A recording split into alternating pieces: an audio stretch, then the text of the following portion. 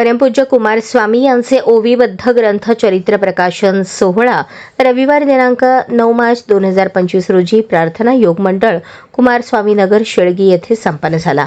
सदर कार्यक्रम सकाळी 8 पासून जप करणे, भजन, त्यानंतर मंगल आरतीने पार पडला। महातपस्वी कुमारस्वामी यांचे ओवीबद्ध चरित्र संत कवी नारायण काका कुलकर्णी यांनी अतिशय रसाळ वाणीने सदर ग्रंथाचे विश्लेषण केले।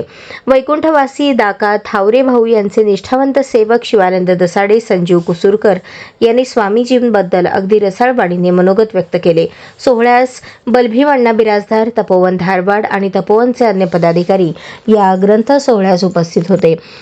बलभीम अण्णा बिराजदार यांनी देखील आपल्या वाणीने स्वामीजींबद्दल अनुभव व्यक्त केले।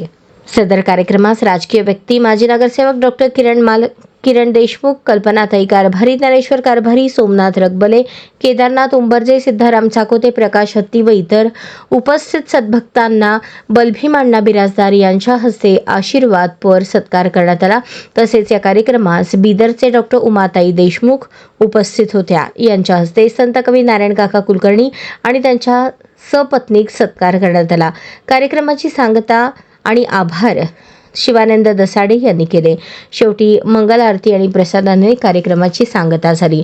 कार्यक्रमाला लातूर, उदगीर, निलंगा, तुळजापूर, निटूर व इतर जिल्ह्यातील तसेच कर्नाटकातील स्वामीजींचे भक्तगण मोठ्या संख्येने उपस्थित होते। या प्रसंगी परमपूज्य श्री कुमारस्वामी प्रार्थना योग मंडळ कुमारस्वामी नगर शेळगी सोलापूर येथील सर्व पदाधिकारी, सदस्य व स्वामीजींचे साधक भक्तगण यांनी अतिशय मोलाचे परिश्रम घेतले।